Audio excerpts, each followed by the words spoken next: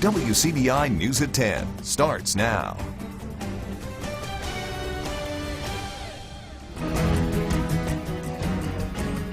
Good evening, I'm Tommy Lopez. We have new information tonight in the shooting that happened early Sunday morning in downtown Columbus. Police have charged one man, and they say they're looking for another man tonight. Terrence Lamar Williams is facing charges for aggravated assault in this case. Police say he shot into a car that had someone inside. This shooting happened outside the Princess Theater in Columbus. It was in the street between it and Fred's. No one was injured in that shooting incident. Investigators are also looking for one man, Morris Deontay Lanier of Columbus. It's in connection with that shooting. They say he's a person of interest. Lanier's last known address is on Maple Street in East Columbus. Anyone with information can call police or Crime Stoppers. City leaders are trying to figure out a response after that shooting. There's a conversation tonight about safety at the city council meeting. People voiced concerns there tonight, and leaders agreed on changes. Tonight, the owner of the Princess Theater made a proposal to cut back hours and close off a section of the bar. So the back area, also called the theater, will be closed permanently at the Princess Theater. And the bar will temporarily close altogether each night at 10 o'clock. The mayor and the city council unanimously agreed on the proposal. They say it's an effort to limit the number of people in the downtown area late at night. The Princess Theater owner tells us that he agrees with city leaders about the need for change. I was just as concerned as the citizens in downtown about what happened. I live in downtown as well. All I could think of is what can we do to make sure these types of things do not happen again, at the same time enable my business to continue to operate and protect the jobs of the people that are here, that have been here for years. You know, they're putting themselves through school, feeding their families, and I want what the people in downtown want. I want what the city council want. This proposal takes effect right away. Conversations will continue at the next city council meeting. That's 2 weeks from today. And the conversation about public safety will continue tomorrow, involving a different Columbus business, OK Foods. That's where there was a shooting this afternoon. City leaders are going to be meeting with the owners there for a discussion that's similar to that was involved in tonight's Princess Theater conversation. And tonight, police say they've identified a person of interest in that shooting at OK Foods. Here's the update. 25-year-old LaRon Clayshea Gregory. He's a person of interest. Anyone with information should call police or Crime Stoppers in that case. Columbus police are still trying to figure out what led to this shooting. And we have an update tonight. We've learned that the two men who were injured are in stable condition. It's after getting shot inside the OK Food store. That's at the intersection of 7th Avenue North and 18th Street North. This man is 25 years old. First responders reported he was shot in his neck, leg, and arm. He was flown to a Jackson hospital. The other man who was injured in this is 32 years old. He also has multiple gunshot wounds. A city spokesman says both men were not employees. Police have not arrested anyone in this case. They did recover a handgun at the scene. The investigation is ongoing. A case involving a Starkville police officer's car hitting someone on foot will be turned over to the district attorney as of tonight. So the Board of Aldermen voted tonight in executive session to give this case to District Attorney Scott Colomb. He will now have to determine if there was a crime in this case. Officer William Thrasher's vehicle hit a man. He was later suspended. Alderwoman Lisa Wynn made the motion tonight. It passed on a 3-2 vote. Sources tell us there's dash cam video of that incident. All right, let's go to our weather tonight. Chief Meteorologist Keith Gibson is in with us this evening. Keith, another warm day out there. It was toasty out there, some record highs in the region, a pretty nice sunset. This was the view this evening with our Alpha Insurance time lapse in downtown Tupelo. The sun going on down. Some of these high clouds coming in from storms just to our north, and there still are some storms to our north, but I think they will fizzle out before they get in here later on tonight. Now, temperatures are all over the place right now. We've got upper 50s in Winona, low 70s in Amory and Columbus. We will cool down into the 60s to low 70s tomorrow for most of us. A big change. The full forecast is coming out. Keith, thank you. A Guntown man will now spend 5 years in jail for his role in an attempt to kidnap a judge. Our Allie Martin has the story from today's hearing that you'll only see tonight on WCBI. Judge Paul Funderburk was on the other side of the bench in the second-floor courtroom at the Lee County Justice Center. The judge was in court for Matthew Fowler's plea hearing. Fowler is one of 3 men arrested last year who witnesses overheard plotting to burglarize Judge Funderburk's home and kidnap the judge if he happened to be at his residence. You know, it is a serious crime. Lee County Sheriff Jim Johnson says Fowler, along with Thomas Waddle and William Randolph, hatched the plot. 4th Judicial District Court Judge Betty Sanders presided over Fowler's hearing. All local judges recused themselves from the case because they know Judge Funderburk. Judge Sanders accepted the plea deal. Fowler was sentenced to 10 years with 5 suspended.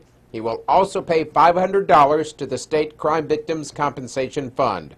Waddell and Randolph are set for trial next month, and Sheriff Johnson says the evidence against the trio is overwhelming. We're ready to go forward. We can't elaborate a lot on the case due to the fact that we've got a trial coming up. We don't want to do anything that would jeopardize that. But we're definitely ready to go forward. If they had time, we'd go today. Fowler also pled guilty to a drug charge and received a 3-year sentence for that crime. In Tupelo, I'm Allie Martin, WCBI News. Allie, thank you. The Attorney General's office is prosecuting all 3 defendants in that case. New tonight, a Starkville man is going to be staying in jail on murder and assault convictions.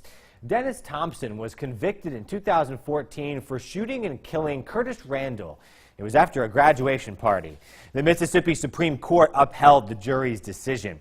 Thompson's argument was that the trial judge should not have allowed certain rebuttal evidence. The state Supreme Court disagreed with that. Thompson was sentenced to 40 years in prison. Oh, hey everybody, I'm back. Here's our sunset from the Columbus area this evening. Not too shabby. Also in Hamilton, Mississippi, a pretty nice shot right there. Quiet right now, a little bit cooler for tomorrow. Storm chances return this weekend. Full forecast is next. Your first alert weather forecast with Chief Meteorologist Keith Gibson. Hello, summer. The second day of spring. Maybe the second day of summer. Upper 80s, a new record high today, at least tied in Tupelo, 87. Wow, just extremely warm across the entire region today. Earlier this morning, though, check this out. Gorgeous weather for the little drive down to French Camp. I was speaking to the kindergarten class right there, French Camp Elementary School this morning. We were talking about high pressure, low pressure clouds, severe weather, thunderstorms, all that stuff that really comes into play this time of year. This is our active storm season right now. But fortunately here in our viewing area today, we saw a lot of sunshine, a pretty nice sunset. That's our Alpha Insurance time lapse from earlier this evening in the Columbus area. Not too bad at all, considering all the storms just to our north today.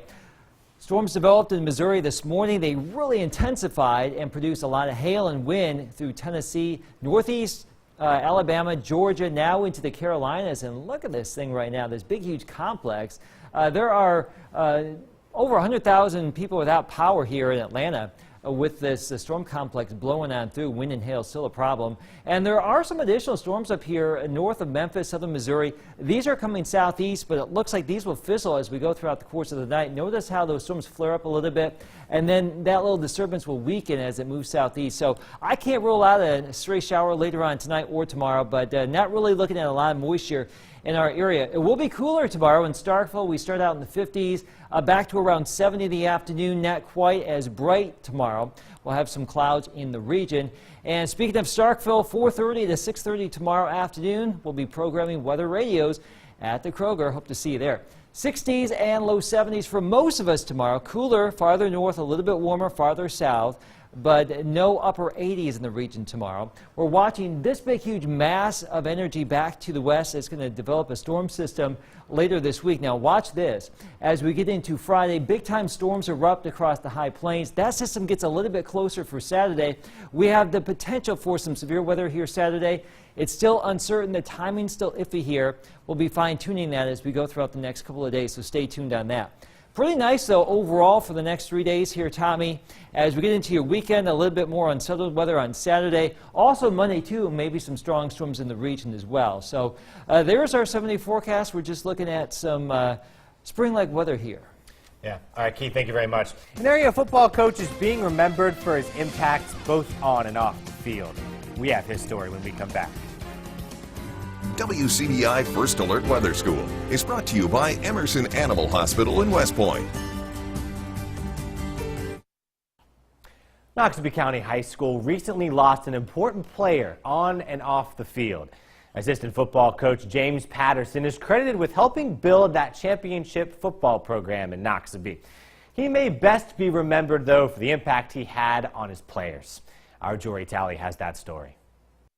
Regardless of what sport or what team, the meaning of a coach travels across all fields. The word coach, it means a lot. It means dad. It means big brother. A lot of these kids, you know, we have probably over 75–80% of these kids here in Noxubee County, and in other schools too.